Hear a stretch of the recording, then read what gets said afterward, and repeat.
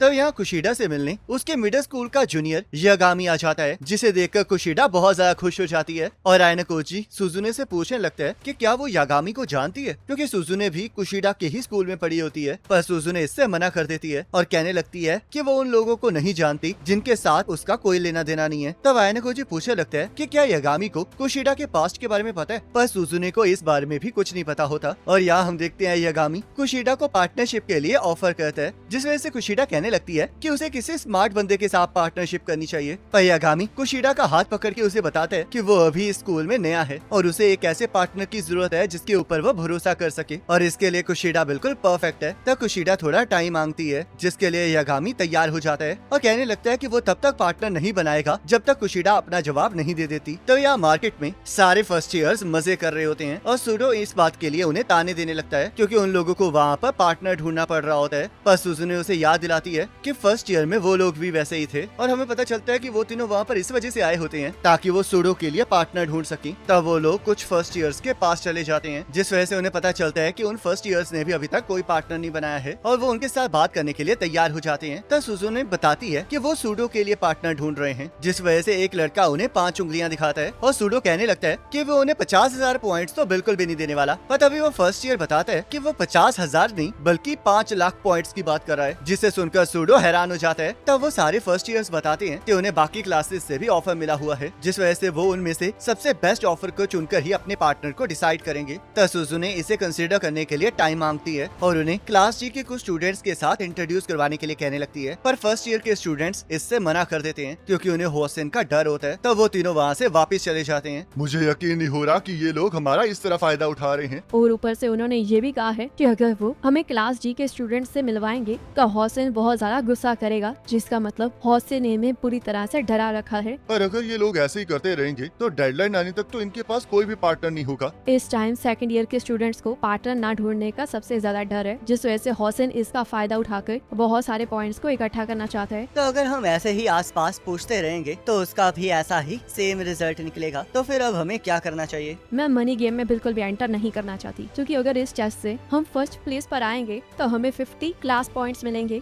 और अगर हम उन्हें प्राइवेट पॉइंट्स में कन्वर्ट करते हैं तो हमें 2 मिलियन से ज्यादा पॉइंट्स मिलेंगे। तो इसका मतलब अगर हम पर स्टूडेंट 5 लाख पॉइंट्स भी देंगे तो हम 5 से ज्यादा स्टूडेंट्स को इकट्ठा नहीं कर पाएंगे। तो इसीलिए पॉइंट्स को यूज करना इस प्रॉब्लम का सोल्यूशन नहीं है। तो इसका मतलब हमें क्लास 1D के साथ ही नेगोशिएट करना चाहिए, पर होसिन के ऊपर रिलाई करना बहुत ज्यादा रिस्की है। तो इसलिए एक्सीलेंट पार्टनर ढूंढने के लिए हमें आसपास पूछताछ करनी ही होगी। तब एक लड़की उनकी बातें सुन रही होती है, जो कि उन्हें बताती है कि वो एक एक्सीलेंट पार्टनर है। तब वो लड़की अपना नाम इचिका बताती है और वो क्लास 1A से बिलोंग करती होती है और उसका एकेडमिक अचीवमेंट ग्रेड A होता है, जिस वजह से वो उन्हें पार्टनरशिप का ऑफर करती है। पर सुजुने उससे पूछने लगती है कि क्या वो सूडो के साथ पार्टनरशिप करेगी। आपकी एकेडमिक रेटिंग तो E+ है ना, पर चलो कोई बात नहीं, मैं आपका साथ देने के लिए तैयार हूँ, क्योंकि मुझे स्ट्रॉन्ग मैन बहुत ज्यादा पसंद है और मैं स्ट्रॉन्ग विल की नहीं बल्कि फिजिकली स्ट्रॉन्ग पर्सन की बात कर रही हूँ। तो इसलिए मुझे लगता है कि मुझे बहुत सारे स्ट्रॉन्ग मेल्स को ढूंढना चाहिए और उसके बाद उन्हें आपस में लड़वाना चाहिए ताकि जो टॉप पर आए वो मेरा पार्टनर बन सके। तब सुजुने कहती है, क्या तुम मजाक कर रही हो? तुम्हें पता है ना कि तुम ऐसा नहीं कर सकती। तब इचिका कहती है, मैं मजाक नहीं कर रही हूँ, क्योंकि मुझे सच में स्ट्रॉन्ग मैन बहुत ज्यादा पसंद है। तब सूडो इचिका से दूर हट जाता है क्योंकि उसे लग रहा होता है कि वो उसका मजाक उड़ा रही है और सुजुने भी इस बात पर एग्री करती है, जिस वजह से वो लोग वहाँ से जाने लगते हैं। तब इचिका कहती है कि अगर वो लोग उसे माफ कर देंगे तो वो उन्हें एक और चांस देगी, जिस वजह से सुजुने इस बारे में पूछने लगती है, जिस वजह से इचिका उसे बताती है कि उसे स्ट्रॉन्ग मैन के अलावा वो मैन भी पसंद है जो कि खाना बनाते हो, जिस वजह से अगर सूडो उसके रिक्वेस्ट की हुई एक डिलीशियस डिश को बनाकर देगा तो वो उसका पार्टनर बन सकता है। पर हम देखते हैं सूडो ने कभी भी खाना नहीं बनाया होता, जिस वजह से सुजुने उसकी जगह खाना बनाने की बात करने लगती है, पर इचिका इसके लिए मना कर देती है क्योंकि वो बस उन्हीं मर्दों को पसंद करती है जो कि खाना बना सकते हैं। तो सुजुने आयनाकोजी से पूछने लगती है कि जो उसने पिछली बार कहा था कि वो खाना अच्छा बना सकता है, क्या वो बात सच थी? तब आयनाकोजी इस बात पर हाँ कहता है, जिस वजह से सुजुने इचिका से पूछने लगती है कि क्या वो सूडो की जगह पर आयनाकोजी को खाना बनाने देगी। तब इचिका इस बात पे मान जाती है और वो आयनाकोजी से पूछने लगती है कि क्या वो सच में खाना बना सकता है, पर सुजुने उसे यकीन दिलाती है कि आयनाकोजी ऐसा कर सकता है और आयनाकोजी भी इस बात पे हामी भरता है, जिस वजह से इचिका इस बात के लिए तैयार हो जाती है और उन्हें बताती है कि अगर वो कल क्लास के बाद उसे एक अच्छा घर का बना हुआ खाना नहीं खिला पाए तो वो किसी की भी पार्टनर नहीं बनने वाली। तो ये सुन के सूडो भी आयनाकोजी के सामने रिक्वेस्ट करने लगता है और इचिका वहाँ से चली जाती है। तब हमें पता चलता है कि आयनाकोजी को तो खाना बनाना आता ही नहीं होता और उन्होंने ये सब कुछ उसी टाइम सिचुएशन को देखकर प्लान किया होता है और सुजुने ने ये भी सोच लिया होता है कि उसने आगे क्या करना है। तब आयना कोजी नोटिफिकेशन चेक कर रहा होता है। अभी तक 56 पेयर बन चुके हैं, जिसका मतलब अब मेरे सीरियस होने का भी टाइम हो चुका है। तब हम देखते हैं नाना से आयना कोजी से मिलने आ जाती है और उससे होसन के एक्शन के लिए माफी मांगने लगती है। तुम्हें उसके लिए माफी मांगने की कोई भी जरूरत नहीं है। मैं उसके साथ आई थी ताकि वो कुछ भी उल्टा सीधा ना करे, पर मैं इसमें फेल हो गई और इसी वजह से मैं माफी मांग रही हूँ। ये तो बहुत ज्यादा वेल मैनर्ड, पोलाइट और अच्छे ग्रेड्स लाने वाली लड़की है, तो आखिरकार ये क्लास डी में क्या कर रही है? और ऊपर से जिस तरह ये मुझे देख रही थी वो मुझे कुछ ठीक नहीं लग रहा है। तो क्या तुमने अभी कोई पार्टनर बनाया है? नहीं, अभी नहीं। कुछ लोगों ने मुझे ऑफर तो किया है, पर मैंने अभी तक डिसाइड नहीं किया है। तो क्या ऐसा नहीं हो सकता कि दोनों ईयर्स की क्लास जी साथ मिलके एक दूसरे की पार्टनर ढूंढने में मदद करें? तो क्या आप अलायंस की बात कर रहे हैं? तुमने बिल्कुल सही कहा। मैं भी इसके फेवर में हूँ, पर फिर भी सबसे बड़ी प्रॉब्लम होसन है, क्योंकि बहुत सारे स्टूडेंट्स होसन से डरते हैं, जिस वजह से वो बस वही कर रहे हैं जो होसन उन्हें करने के लिए कह रहा है। क्या तुम्हारी क्लास में तुम्हारी कोई स्पेशल पोजीशन है? क्योंकि तुम्हें देखकर लग नहीं रहा कि तुम होसन से डरती हो। ये इस वजह से है क्योंकि मैं वायलेंस के आगे नहीं झुकती हूँ। पर फिर भी अगर होसन डिसाइड करेगा कि तुम्हारी क्लास की पॉलिसी क्या होगी, तो मुझे नहीं लगता कि वो मेरे ऑफर पर एग्री करेगा। पर फिर भी अगर आप इस सिचुएशन के बावजूद भी ये करना चाहते हैं तो मैं नेगोशिएशन सेटअप कर सकती हूँ। अगर ऐसा हो सकता है तो सुजुने इससे बहुत ज्यादा खुश होगी। क्या सुजुने दीदी आपकी क्लास की लीडर है? तुमने बिल्कुल सही कहा और इस बारे में मैं उसे बता दूंगा। तो क्या तुम मुझे अपना नंबर दे सकती हो? तब वो दोनों एक दूसरे के साथ अपने नंबर को एक्सचेंज कर लेते हैं और यहाँ आयना कोजी सुजुने को अपनी सारी बात बता देता है, जिस वजह से सुजुने को ये यकीन नहीं हो रहा होता कि आयना कोजी ने किसी चीज के लिए पहल की है, जिस वजह से आयना कोजी कहने लगता है कि क्या उसे ऐसा नहीं करना चाहिए था। तब सुजुने उसे बताती है कि उसने सच में कमाल कर दिया है, पर आयना कोजी को अभी भी होसन की चिंता होती है और वो सुजुने को समझाता है कि वो जिस मनी गेम से दूर रहने की कोशिश कर रही है, होसन असल में वही चाहता है, जिस वजह से सुजुने कहने लगती है कि क्या होसन सच में पॉइंट्स के पीछे है। और आयना कोजी भी सुजुने से पूछने लगता है कि क्या उसे ऐसा लगता है कि होसन उन लोगों को टारगेट कर रहा है। तब सुजुने को खुद इस बात पर यकीन नहीं होता, पर उसे इतना पता होता है कि होसन के साथ डील करना इतना आसान नहीं है, जिस वजह से वो क्लास 1B के साथ भी एक अलायंस फॉर्म करने की कोशिश कर रही होती है और इसमें उनकी मदद वो यागामी कर रहा है, जो कि सुजुने और कुशिडा के साथ मिडिल स्कूल में था,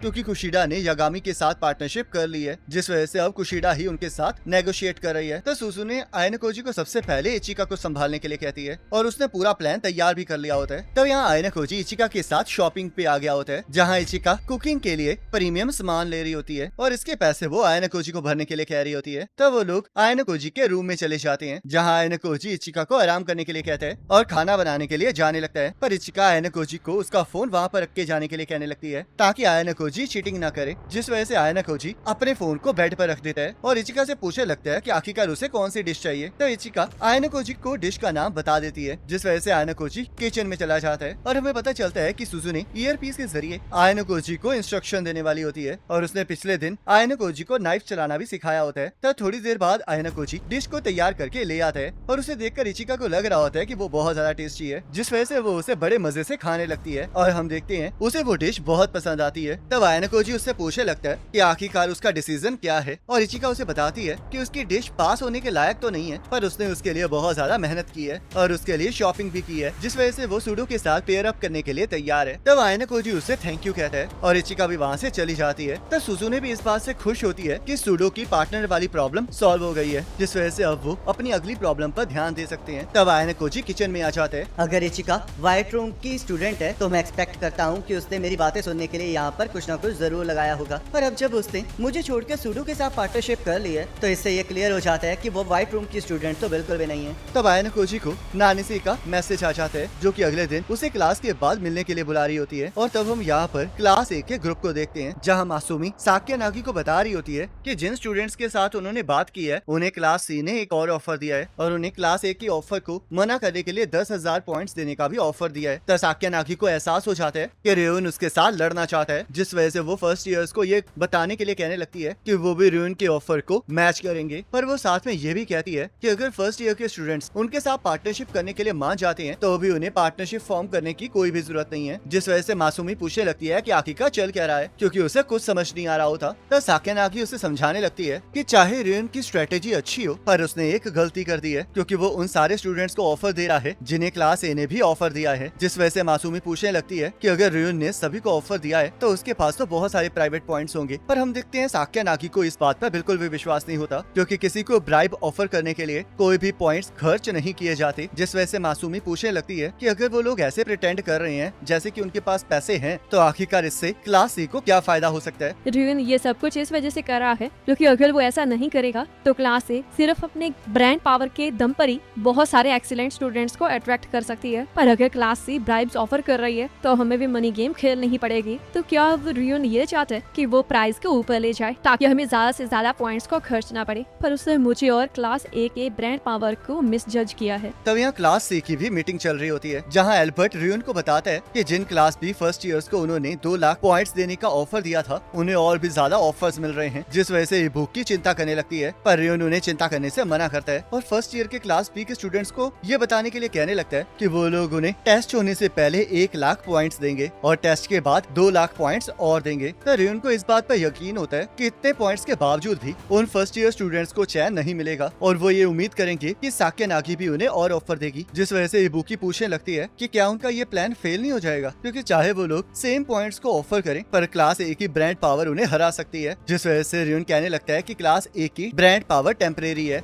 और इशिजाकी पूछने लगता है कि अगर बिडिंग ऐसे ही ऊपर चलती रही तो वो लोग क्या करेंगे। जिस वजह से रियन उसे समझाता है कि वो लोग पे नहीं करेंगे, क्योंकि वो ये सब कुछ इस वजह से कर रहा है ताकि वो इससे फर्स्ट ईयर के क्लासेस के स्टूडेंट्स को अच्छे से जान सके, क्योंकि उसे पूरा यकीन है कि जो लोग आज पॉइंट्स के खातिर पिघल सकते हैं वो आगे भी पॉइंट्स के खातिर उनके काम आ सकते हैं। तो रियन उन्हें ये भी बताता है कि वो छोटे मोटे क्लास पॉइंट्स को किसी को भी नहीं देने वाला, क्योंकि अगर उसे क्लास ए को हराना है तो उसे बहुत बड़े क्लास पॉइंट को ऑफर करना होगा। तब आयनकोजी और सुजुने नानासा से मिलने लाइब्रेरी चले जाते हैं, जहाँ पर उनकी मुलाकात क्लास सी की स्टूडेंट हियोरी से होती है। जिस वजह से आयनकोजी उससे क्लास सी की चीजों के बारे में पूछने लगता है और हियोरी उसे बताती है कि वहाँ पर सब कुछ सही चल रहा है। तो यहाँ सुजुने आयनकोजी को बताती है कि अगर उन्हें आगे बढ़ना है तो उन्हें ये जानना ही होगा कि होसिन क्या चाहता है, जिस बात पर आयनकोजी भी एग्री करता है और वो ये देखना चाह रहा होता है कि आज होसिन वहाँ पर आएगा या नहीं। और तभी हम देखते हैं वहाँ पर नानासे आ जाती है। तब सुजुने और नानासे अपने आप को एक दूसरे के साथ इंट्रोड्यूस करती हैं और सुजुने नानासे को बताती है कि वो कॉन्ट्रैक्ट के बदले में कोई भी पॉइंट्स नहीं देने वाली है। और क्योंकि नानासे को इसके बारे में पहले से ही पता है तो उसे यकीन है कि उनके बीच में नेगोशिएशन हो सकती है। मैं उम्मीद तो यही कर रही हूँ। होसिन की स्ट्रेटेजी पर्सनल सेल्फ इंटरेस्ट के लिए है और अगर ऐसे ही चलता रहा तो जिन स्टूडेंट्स की एकेडमिक